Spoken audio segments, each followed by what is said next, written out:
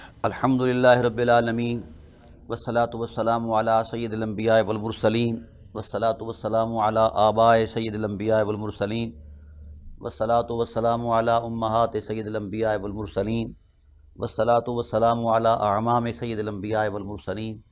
لا سیما افضل البشر بعد الانبیاء بالقول الغالب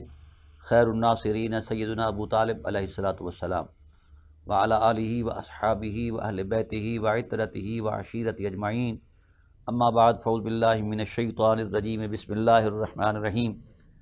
وَإِذْ جَعَلْنَا الْبَيْتَ مَثَابَةً لِلنَّاسِ وَأَمْنًا وَاتَّخِذُوا مِن مَّقَامِ إِبْرَاهِيمَ مُصَلًّى صدق اللہ مولانا العظیم۔ ان اللہ وملائکتہ یصلون علی النبی یا ایھا الذین آمنوا صلوا علیہ وسلموا تسلیما۔ اللہم صل علی محمد وعلی آل محمد کما صلیت علی ابراہیم وعلی آل ابراہیم انک حمید مجید۔ حمد و صلاۃ کے بعد نہایت واجب القدر حاضرین و ناظرین، بحمد اللہ تعالی ہماری سلسلہ وار گفتگو تفسیر قرآن معارف قرآن کے تسلسل میں جاری اور ساری ہے۔ تو آج بھی ہم سورہ بقرہ کی آیات سے آگے چلیں گے، دوسرا پارہ انشاءاللہ آج پیش کریں گے، لیکن تھوڑا سا اس سے پہلے ایک چھوٹا سا مضمون جو ہے وہ ذہن میں رہے کہ میں نے عرض کیا تھا کہ حضرت ابراہیم علیہ السلام جد الانبیاء ہے اور ان کی حرمت میں سینکڑوں قرآن کی آیات نازل ہوئی، اور ان کا تشخص محض ایک فرد کے تصور میں نہیں پیش کیا گیا۔ اللہ تعالیٰ نے ارشاد فرمایا ان ابراہیم کان امۃ، یہ وفاؤں کی کائنات ہے، قانتا للہ حنیفہ، یہ اللہ کا فرما بردار بندہ ہے اور ہر باطل سے کٹ کر اس کی ذات کے ساتھ وابستہ ہو گیا ہے، اللہ کے نور میں گم ہو گیا ہے۔ ولم یکن من المشرکین، شرک کی تو ہوا ان کی گلی سے نہیں گزرتی۔ شاکرا لانعمہ اجتباہ وہداہ، یہ اللہ کی نعمتوں کی قدردانی کرنے والے ہیں، ہم نے ان کو مقام مجتبیت عطا فرما دیا ہے۔ تو یہ سفر ہے انسان کا، جوں جوں اللہ کے نور کے پردوں میں اترتا جاتا ہے اور علائے کے دنیا سے ہٹتا جاتا ہے، تو اللہ تعالیٰ کے ہاں اس کی قربتیں اور منزلیں بڑھتی جاتی ہیں اور مقامات کا تسلسل جاری رہتا ہے۔ کہیں مجتبی بنایا جاتا ہے، کہیں مصطفیٰ بنایا جاتا ہے، اور کہیں خلیل بنایا جاتا ہے، کہیں ذبیح بنایا جاتا ہے، کہیں جناب والا روح اللہ، کہیں کلیم اللہ، پر کریم آقا علیہ السلام کی ذات سبحان اللہ، پھر اللہ نے اپنے محبوب کو حبیب اللہ بنا دیا ہے، اس سے آگے مقام بندگی کوئی نہیں ہے۔ تاہم حضرت ابراہیم علیہ السلام کی بابت اللہ تعالیٰ نے ایک مقام پر ایک خوبصورت اشارہ دیا، وَإِذْ جَعَلْنَا الْبَيْتَ مَثَابَةً لِلنَّاسِ۔ حبیب یاد کرو اس زمانے کو جب جناب ابراہیم علیہ السلام کی ذات نے ہمارے کہنے پر کعبۃ اللہ کو بنایا، ہم نے اس گھر کو لوگوں کے لیے جائے پناہ اور جائے امن بنا دیا۔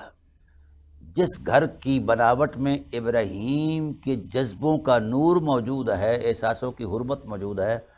ہم نے اس کو امن کی جگہ بنا دیا ہے۔ کتنا بڑا شرف ہے وجود پیغمبر کا کہ جس اینٹ کو ہاتھ لگا دے وہ مبارک ہو جاتی ہے، جس گارے کو وہ ہاتھ لگا دے وہ قبلہ گاہ بن جایا کرتی ہے۔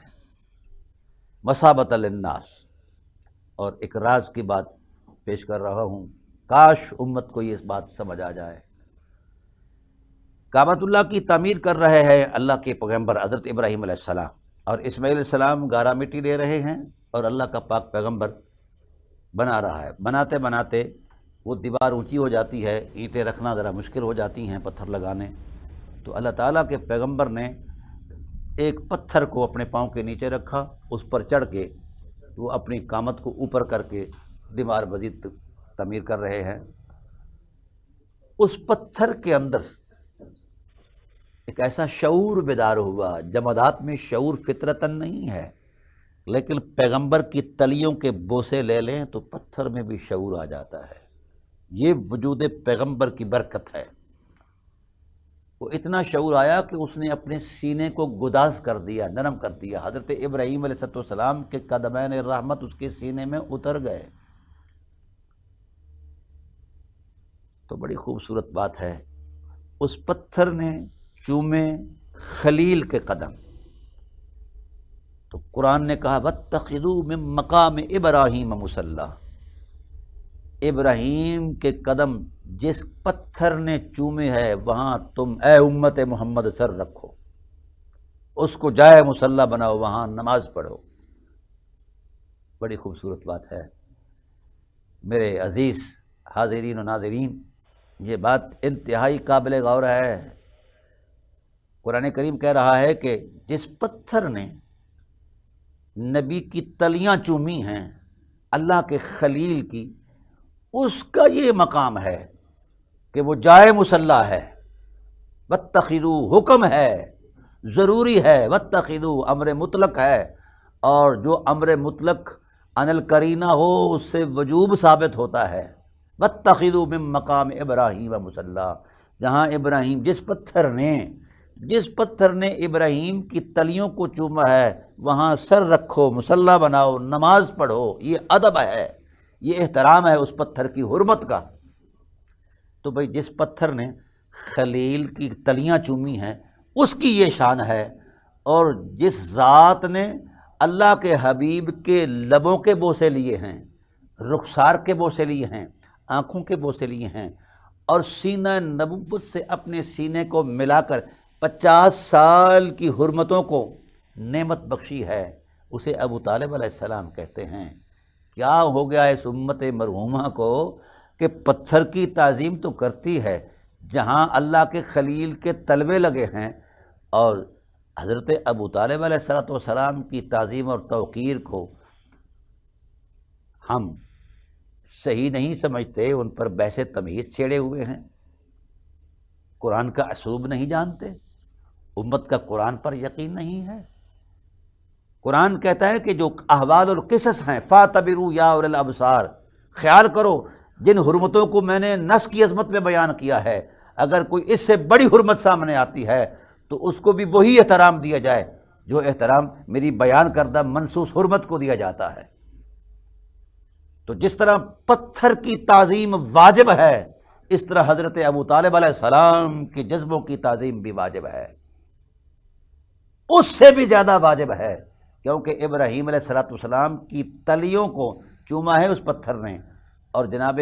ابو طالب علیہ السلام نے چوما ہے سید المرسلین کے جبین عظمت کو چوما ہے، اور لوریاں دیتے رہے ہیں، سینے سے سینہ لگائے رہے ہیں۔ میں رات بھی کسی پروگرام میں تھا، وہاں عرس ہو رہا تھا حضرت ابو طالب علیہ السلام کے ٹائٹل پر، غالباً سبحان شریف اس علاقے کا نام ہے، اور وہ جو سجادہ نشین ہیں ڈاکٹر خالد شاہ صاحب، میں نے وہاں بھی یہ بات کہی تھی کہ بھئی دیکھو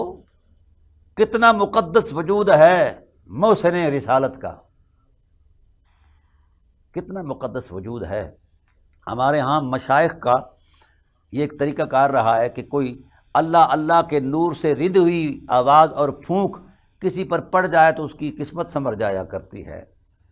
سانسوں کا تبادلہ ہو جائے، پیر جو ہے اللہ کا ولی جو پھونک مار دے تو بیماریاں دور ہو جاتی ہیں۔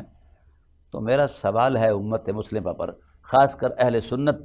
احباب پر، جو عقیدہ یہ رکھتے ہیں کہ ولایت اس شان کی ہے کہ ولی پھونک مار دے تو مردے زندہ ہو جایا کرتے ہیں اور بیماروں کو شفا مل جایا کرتی ہے۔ میں سوال کرتا ہوں ایک تحقیق کے طالب علم کی حیثیت سے، تو جس وجود میں کسی ولی کی پھونک کا اثر چلا جائے اس کی قسمت سنور جاتی ہے، وہ مردہ زندہ ہو جاتا ہے اور وہ بیمار شفا یاب ہو جاتا ہے، تو جس وجود اقدس کے اندر 50 سال تک میرے نبی کی نبوت والے نور کی سانسوں کا تبادلہ ہوتا رہا ہے، پھر اس وجود میں کیا کچھ پیدا ہوا ہوگا؟ اس وجود کے کمال اور شرف کا اندازہ کون لگا سکتا ہے؟ تو حیرت اس بات پر ہے، ہم تلیوں پر بوسہ دینے والے کا احترام تو کرتے ہیں، قرآن کی نص موجود ہے، اور جس نے نبی کے لبوں کو بوسے دیے، کبھی رخساروں کو بوسے دیے، اور نبی کو لوریاں دیتے ہوئے پہلے دن ولادت کے دن ہی یہ لوریاں دیتے ہوئے کہا اللہ بھی خاموش، قرآن بھی خاموش، جبرائیل بھی خاموش، سارے علمی دائرے خاموش، ابو طالب علیہ السلام خاموش نہیں، رسول کو لوریاں دے کر کہتے ہیں انت النبی محمد کرم غر وسودوا لمسودین اکارم تابوا وطاب المولد۔ سب سے پہلے سرزمین عرب پر جس نے میرے کریم آقا کو سید المرسلین کو نبی کہا ہے اسے ابو طالب علیہ السلام کہتے ہیں۔ سب سے پہلے جس نے قرآن کریم کے نزول سے بھی پہلے میرے نبی کو خاتم النبیین کہا ہے، اسے ابو طالب علیہ السلام کہتے ہیں۔ خطہ عرب پر سب سے پہلے جس نے خدا کو لا شریک کہا ہے فطرت کے زمانے میں، اسے ابو طالب کہتے ہیں۔ جس نے قیامت کی حرمت کو بیان کرتے ہوئے کہا شرف القیامت والمعاد بنصر ہی، نبی کی غلامی ہی قیامت کا شرف اور کمال ہے قیامت کے دن کے اندر، تو جس نے یہ اس طرح کے تصورات دین میں دیے ہیں، اور قرآن اس کی تائید میں آیتیں نازل ہوتی رہیں قرآن پاک کی، اب اس ٹائٹل پر جتنی سینکڑوں آیات نے اس حرمت مآب جذبوں کو سلامی دی ہے اور محبت کا اور مدحت کا ایک تصور دیا ہے، تو کیا خیال ہے اب بھی بحث بنتی ہے حضرت ابو طالب علیہ السلام پر، اب بھی بحث بنتی ہے حضرت ابو طالب علیہ السلام کی حرمت پر؟ چھوڑو یہ بحث، ملا کا تراشا ہوا تصور دین ہے۔ میرے رسول نے، میرے خدا نے، میرے رسول نے روایات میں بیان کیا ان کے تقدس کو، خدا نے آیات میں بیان کیا ہے۔ بہرحال یہ میرا عنوان نہیں ہے، کیونکہ میں نے تلاش کرنا ہے حقیقت کو قرآن کی آیات سے۔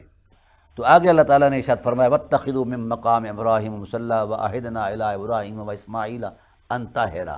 ہم نے وعدہ لیا ہے ابراہیم سے، اسماعیل سے کہ میرے گھر کو پاک رکھو،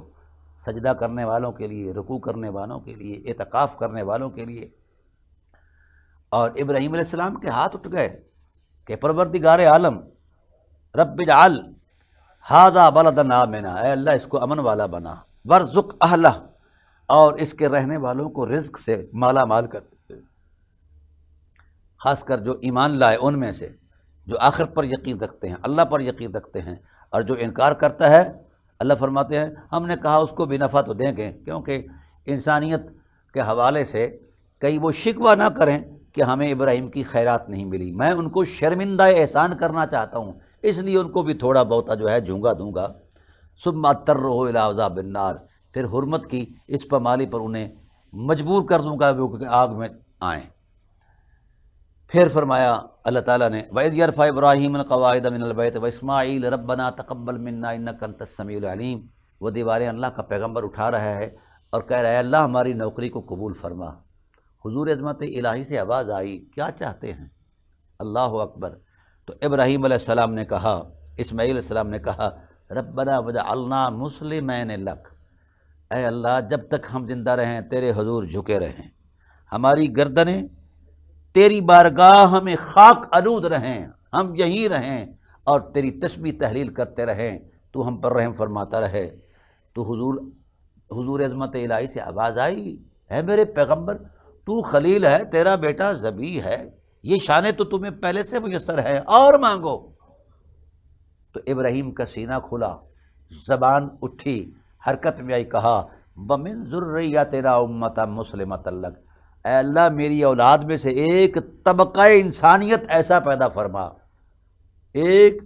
مخصوص طبقہ عظمت انسانیت میں ایسا پیدا فرما جو مسلسل تیرے حضور جھکا رہے، ادب و نیاز میں جھکا رہے، تیری اطاعت میں رہے، تیرا تسبیح خوان رہے۔ تو حضور عظمت الہی سے آواز آئی قبل تم، یہ بھی ہوگا، تم نے میرا گھر بنایا ہے تو میں مزدوری تو عطا کروں گا نا جی۔ اور مسلمۃ لک کے سارے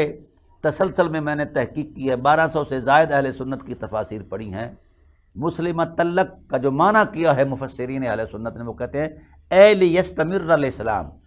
اے اللہ جس طرح میرا دین اسلام ہے میری ذریت کا دین بھی اسلام ہی رہے مسلسل، وہ اسلام کے نور میں اس طرح ملبوس رہیں، وہ وقت عظمت آئے ربنا وبعث فیہم رسولا کہ انہی مسلمانوں میں شان والا رسول بھیج۔ تو اللہ تعالیٰ نے فرمایا بالکل میں بھیجوں گا۔ تو دوستان محترم یہ خدائی باتیں ہیں، ادھر خلیل ہے ادھر رب جلیل ہے، وہ مانگ رہا ہے یہ دے رہا ہے، اور مانگ کیا رہا ہے؟ اولاد کا وہ حصہ، ذریت ابراہیم کا وہ حصہ جس میں اسلام کا نور ان کی فطرت بنا ہوا ہو۔ تو قرآن نے تو ذریت ابراہیم کے فطری حرمت کو بیان کرتے ہوئے کہا کہ وہ اسلام کے نور میں گودے گئے ہیں، لا الہ الا اللہ کے سرور میں سرمست اور سرشار ہے۔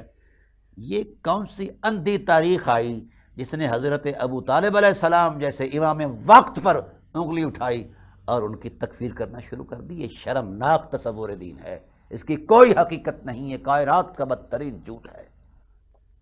اور تسلی کے لیے فقیر کی کتاب عرفان ابی طالب اور قرآن عظیم پڑھیں۔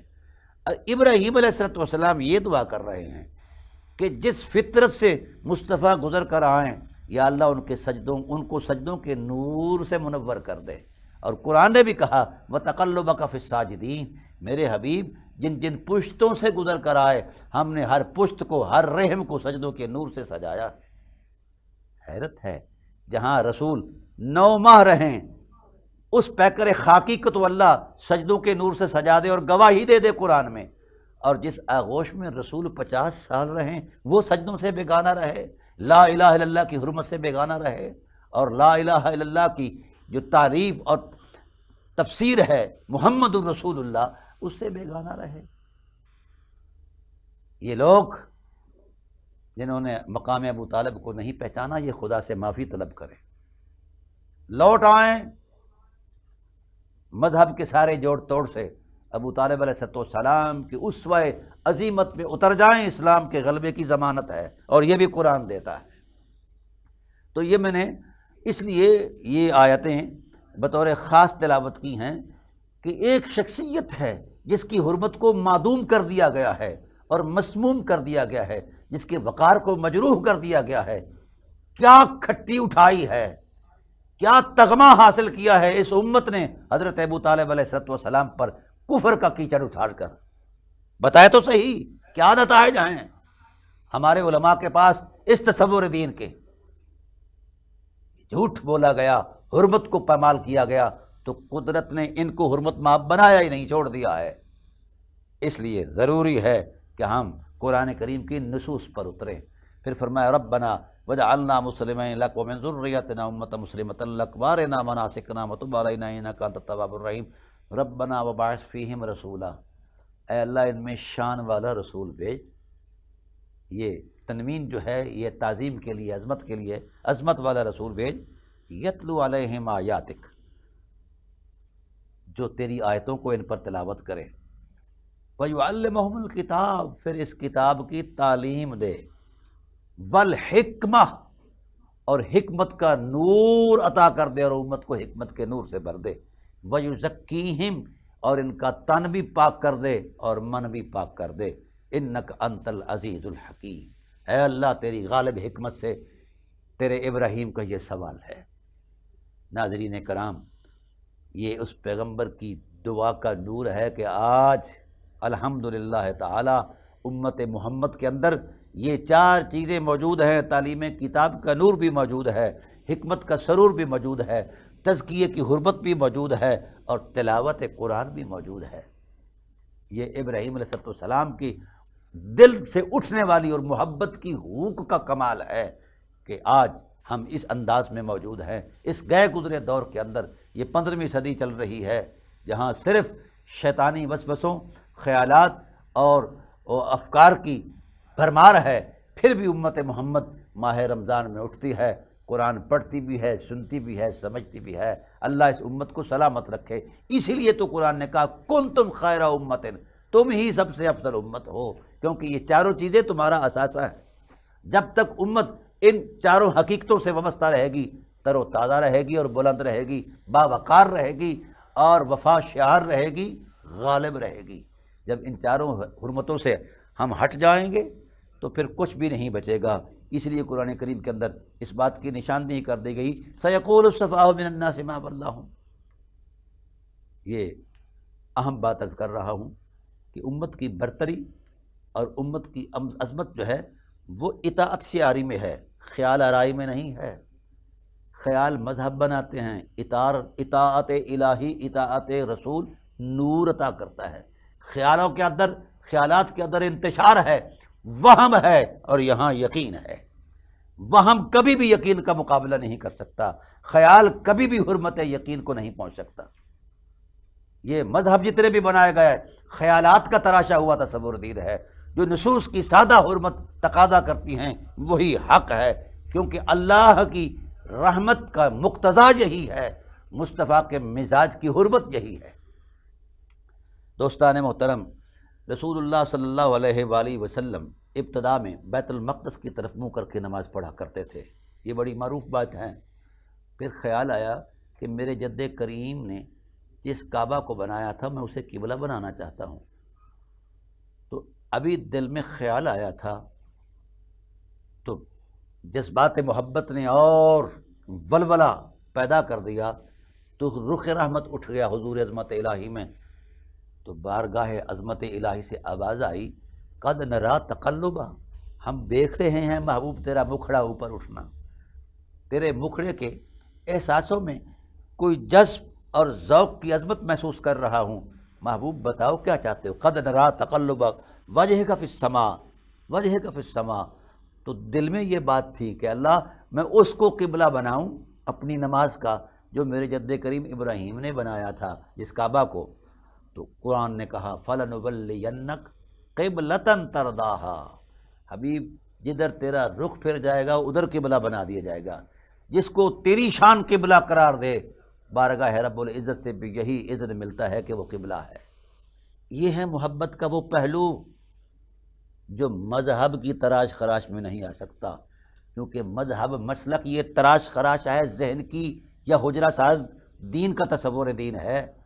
یہ اس کا فطرت سے تعلق نہیں رہی۔ قرآن نے اس بات کو واضح کیا ہے، قرآن کہتا ہے کہ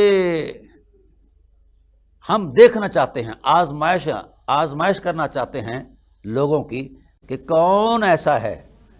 اللہ اکبر، اللہ اکبر، یہ نصوص قرآن اس بات کو بیان کر رہی ہیں۔ وَكَذَلِكَ جَعَلْنَاكُمْ أُمَّةً وَسَطًا لِتَكُونُوا شُهَدَاءَ عَلَى النَّاسِ وَيَكُونَ الرَّسُولُ عَلَيْكُمْ شَهِيدًا وَمَا جَعَلْنَا الْقِبْلَةَ الَّتِي كُنْتَ عَلَيْهَا، ہم نے آپ کا جو قبلہ پہلے بیت المقدس قرار دیا تھا یہ ہم نے مستقل بنیادوں پر نہیں کہ یہی قبلہ رہے۔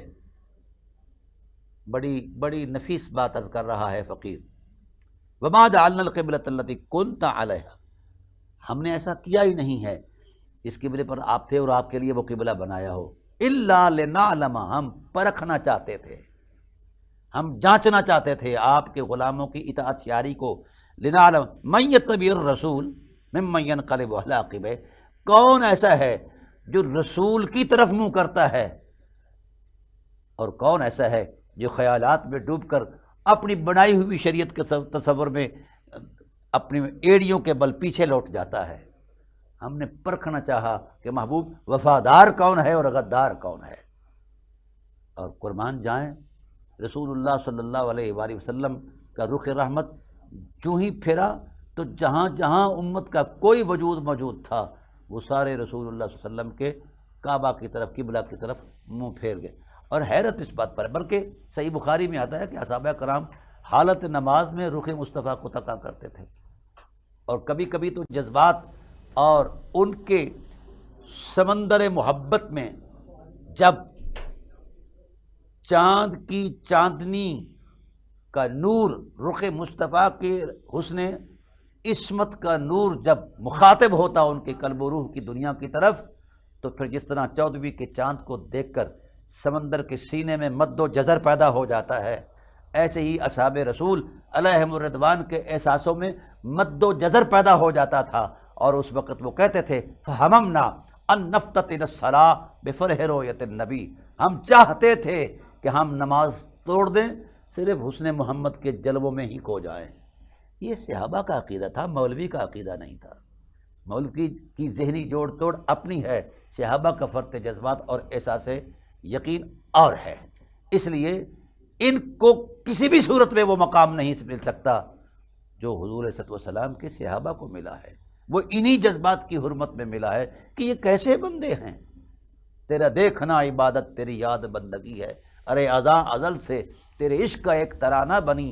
نماز فقط تیری دید کا ایک بہانہ بنی۔ تو ناظرین کرام، اللہ نے تحویل قبلہ کی حکمت بیان کر دی، الا لنعلم، ہم جاننا چاہتے ہیں، پرکھنا چاہتے ہیں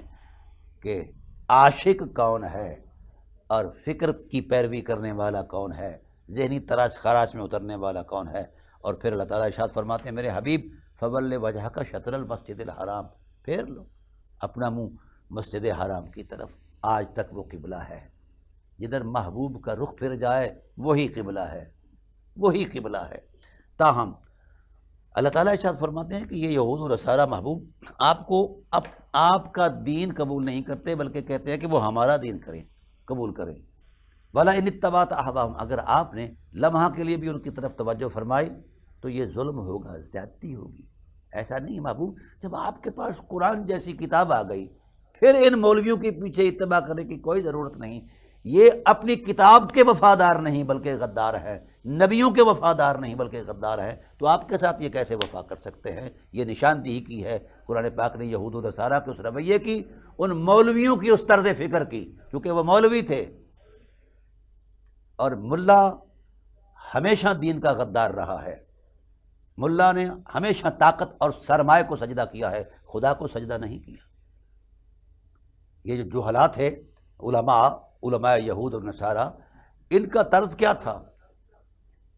رسول اللہ صلی اللہ علیہ وآلہ وسلم کی آمد کا یہ تذکرہ کیا کرتے تھے کہ کتابوں کے سینے میں موجود تھا،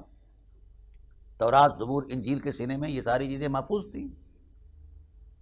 اور اس طرز عمل کے اندر رسول اللہ صلی اللہ علیہ وآلہ وسلم کی ذات والا صفات کو جب سامنا کیا گیا ان کے، تو ان کے مفادات زد میں آئے۔ یہ مذہبی ٹیکس لیا کرتے تھے، یہ جو فیس ہے لیتے نا، اور آج بھی وہ ہمارے ہاں فیسوں کا یہ ایک تمار موجود ہے، پہلے فیس جمع کرو پھر تقریر کریں گے، مذہبی ٹیکس۔ یہ یہود و نصارہ کی فطرت ہے، علماء اسلام کی یہ نہ عادت ہے نہ یہ فطرت ہے۔ وہ لوگ یہ جو جوڑ توڑ کر رہے ہیں وہ ان کے طرز عمل کو آپ فالو کر رہے ہیں، علماء حقہ کے طرز عمل کو فالو نہیں کر رہے ہیں۔ علماء حقہ تو قربانیاں دیتے رہے ہیں۔ تاہم مجھے اس پر بحث نہیں کرنی، میں قرآن کریم کا طالب علم ہوں، جانتا ہوں ہر ایک مزاج کو بھی جانتا ہوں، اور ہر ایک طرز فکر کی ساری صورت کو بھی جانتا ہوں۔ عرض کر رہا ہوں کہ جس وقت رسول اللہ صلی اللہ علیہ وآلہ وسلم تشریف فرما ہوئے تو حسن مطلق کا شاہکار اگر نگاہوں کے سامنے آ جائے تو حسن مطلق کی رعنائی کو تک کر کون اپنے حواس میں رہتا ہے، کون اپنے خیال میں رہتا ہے، کون اپنے تصور دین میں رہتا ہے؟ تو اس وقت جب مخلوق کو رسول اللہ کے حسن کا گرویدہ ہوتے دیکھا تو علماء یہود بھڑک اٹھے کہ ہمارے مفادات زد میں آ جائیں گے، سب کچھ تو یہ لے جائیں گے۔ اس وقت انہوں نے اٹھ کر مخالفت شروع کی۔ جو کتابوں کے اندر ان کے اندر رسول اللہ صلی اللہ علیہ وسلم کے اوصاف آئے تھے، کتابوں کے اندر ان اوصاف کا یا تو ترجمہ غلط کر دیا، یا وہاں ہاتھ رکھ دیے، یا اس کے اندر تحریف کر دی، تو قرآن کریم نے ایسے علماء پر، بڑے بڑے قد آور علماء تھے، قرآن نے کہا اولئک الذین لعنہم اللہ فی الدنیا والآخرہ، یہ دنیا میں بھی لعنتی ہو گئے ہیں اور آخرت کے اندر بھی ان کو لعنت کا طوق پہنایا جائے گا۔ کیوں؟ کہ انہوں نے حق کو قبول نہیں کیا، اپنے ذاتی مفادات کی خاطر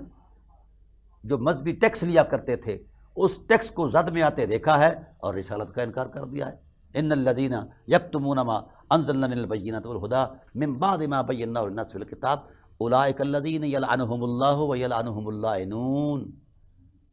یہ ان ٹھیکیدار ملا پر لعنت کرنا خدا کی سنت ہے، مسلم امت پر واجب ہے، ہم لعنت نہیں کرتے۔ لعنت کرنی چاہیے، یہ اللہ کی عادت ہے، اور وہ یلعنہم اللاعنون، اور جو دین فروش ملا ہیں ان پر لعنت کرنا واجب ایمانی ہے۔ جو فتویٰ فروش ملا ہیں، خواہ وہ یہودی ہو یا غیر یہودی ہو، کیونکہ قرآن کی نص نے اس پر لعنت کی ہے۔ اولئک الذین لعنہم اللہ، کیوں؟ کہ یہ حق چھپاتا ہے، یہ فیس کا خوگر جو ہے، یہ مذہبی ٹیکس کا خوگر جو ہے، یہ دین کا وفادار نہیں ہے، اپنے پیٹ کا وفادار ہے۔ یہ قرآن کی نصوص ہے۔ تو ان الذین یکتمون ما انزلنا من البینات والہدی من بعد ما بیناہ للناس فی الکتاب، ان کو کتاب میں بیان کر دیا گیا تھا کہ اس شان کا رسول ہے، صاحب شریعت ہے، صاحب حکمت ہے، صاحب تزکیہ ہے، صاحب تعلیم کتاب ہے، یہ ساری چیزیں۔ اور یہ وہ لوگ تھے جس وقت اپنے حالات کا شکار ہوتے تو وَكَانُوا مِن قَبْلُ يَسْتَفْتِحُونَ عَلَى الَّذِينَ كَفَرُوا،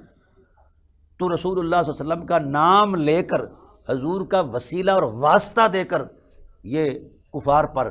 فتح حاصل کیا کرتے تھے اللہ تعالیٰ کی بارگاہ سے، تو اللہ تعالیٰ انہیں نام محمد کی برکت سے نوازتا رہا ان کے سارے عرصہ حیات میں، اور جب وہ رسول تشریف لے آئے اس کا انکار کر دیا۔ اللہ فرماتے ہیں یعرفونہ کما یعرفون ابناءہم، یہ نہیں کہ ان کو شناخت نہیں تھی، معرفت نہیں تھی، جس طرح اپنے بچے کو انسان بہت سارے بچوں میں پہچان لیتا ہے، یہ بھی محمد کے اوصاف کو پہچانتے تھے، لیکن چونکہ ان کے مفادات زد میں آئے، ان کی فیسیں زد میں آئی، ان کا مذہبی ٹیکس جو ہے وہ زد میں آیا ہے، اس بنیاد پر انہوں نے اس حقیقت کا انکار کر دیا ہے۔ تو جو شخص کسی حرمت کا انکار ذاتی مفاد پر کرتا ہے وہ یہودی ہے، خواہ وہ امام کعبہ کیوں نہیں ہے۔ قرآن رویوں پر گفتگو کرتا ہے، جبے کبے پر گفتگو نہیں کرتا۔ مذہب کا تراشا ہوا جو حجرے میں جو بیٹھ کر ہم دین تراشتے ہیں، قرآن ان سے متعلق ہی نہیں ہے۔ قرآن تو اسٹریٹ فارورڈ حقیقت ہے، خدا کسی کا لحاظ نہیں کرتا، خدا حق کے ساتھ ہے اور حق کو بیان کرتا ہے کیونکہ وہ خود حق ذات ہے، اور جو حق کی خرید فروخت کرتا ہے اس کے لیے کہاں یہ دنیا کے اندر عزت اور کہاں وہ آخرت میں عزت پائے گا، ایسا نہیں ہے۔ قرآن کریم کی آیات ہیں، ہاں الا الذین تابوا واصلحوا وبینوا، جو لوٹ آئیں توبہ کر لیں اس کے لیے گنجائش ہے، اور وہ بیان کریں حقیقت۔ اور آج بھی ہمارے ہاں ہمارے سوسائٹی میں کلچر میں یہ بات موجود ہے، میں چونکہ طالب علم ہوں اور مذہبی دنیا میں رہتا ہوں اور گراس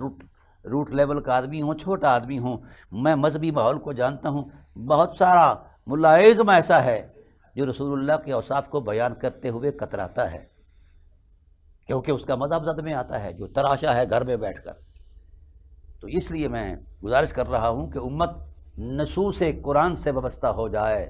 ملا کے تراشے ہوئے تصور دین سے لوٹ جائے، کیونکہ اس میں کوئی خیر نہیں ہے۔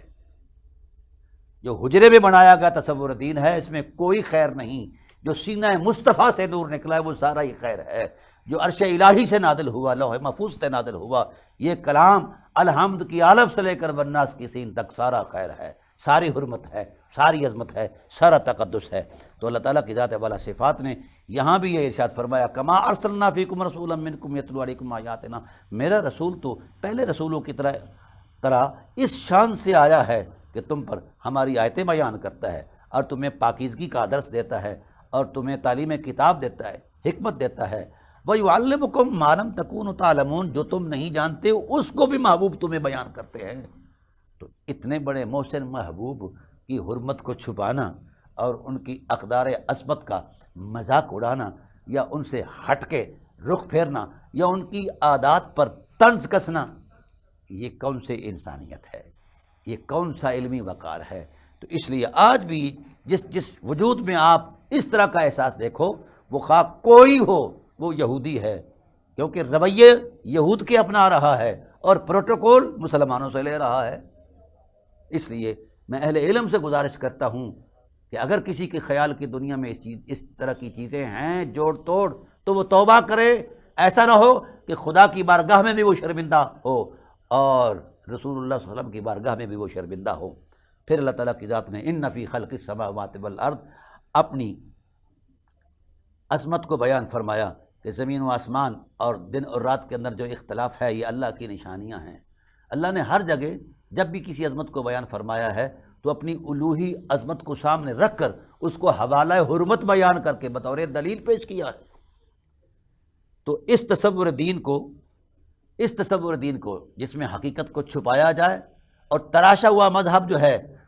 اسے دین قرار دیا جائے، تو اللہ تعالیٰ ارشاد فرماتے ہیں ان الذین کافروا، وہی کافر ہیں، وماتوا وہم کفار، اگر اسی حالت میں مر گئے اولئک علیہم لعنۃ اللہ والناس والملائکۃ والناس اجمعین، تو پھر ان پر اللہ کی بھی لعنت ہے، ملائکہ کی بھی لعنت ہے، اور تمام لعنت کرنے والوں کی لعنت ہے۔ اس سے بڑا بھی کوئی نقصان ہے حضرت انسان کا جس نے 4 لفظ کسی کتاب سے پڑھ لیے اور بڑی ساری ٹوپی سر پہ رکھ لی، بڑا سارا جبہ کبہ پہن لیا اور خیانتیں کر رہا ہے اور اوصاف رسالت کو چھپا رہا ہے اور کہہ رہا ہے کہ میرا مذہب نہیں مانتا،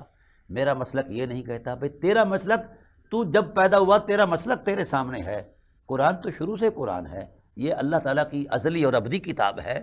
یہ کسی مسلک کے مطابق نہیں ہے۔ مسلک اس کے مطابق ہو جائے تو حق ہے، اگر اس سے ہٹ کر ہے تو وہ تیرے ذہنی عیاشی ہے، دین نہیں ہے۔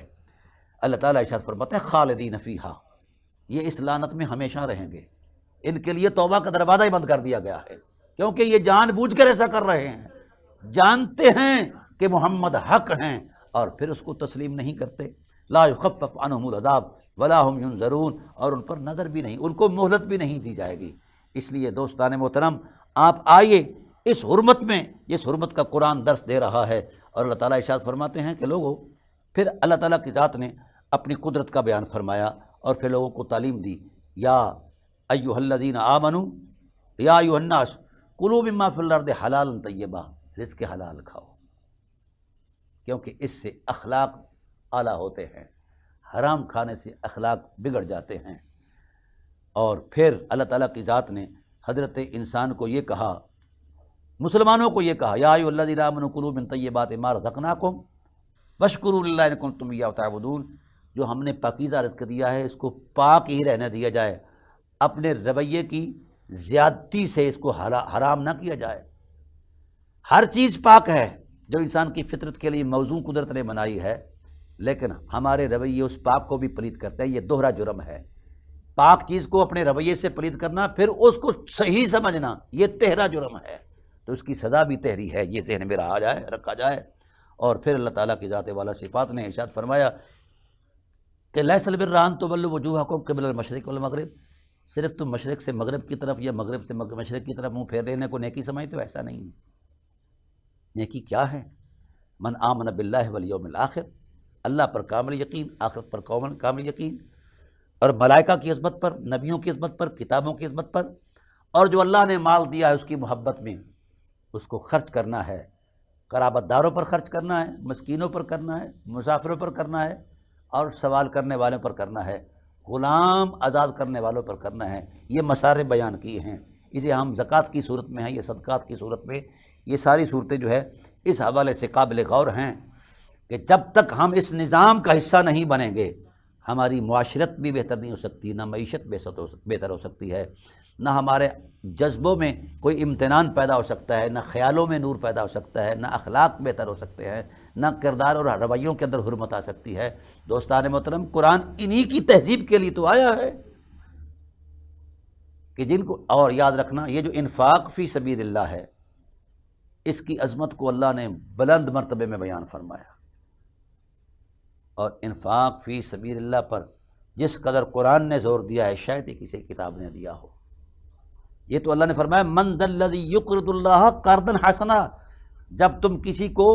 اپنے مال سے نذرانہ پیش کرتے ہو، محبت کے طور پر پیش کرتے ہو، احترام کی صورت میں پیش کرتے ہو، زکوٰۃ کی صورت ہو، صدقات ہو، خیرات ہو، کوئی بھی منظر نامہ ہو انفاق فی سبیل اللہ کا، تو اللہ فرماتے ہیں ہم اس کو اپنی ذات پر قرض سمجھتے ہیں، اور قرض کی ادائیگی انسانوں پر ضروری ہے، خدا نے اس کو اپنے ذمہ کرم پر لے لیا ہے۔ من ذا الذی یقرض اللہ قرضا حسنا فیضاعف لمن یشاء اضعافا کثیرا، جب تم دیتے ہو تو ہم اس کو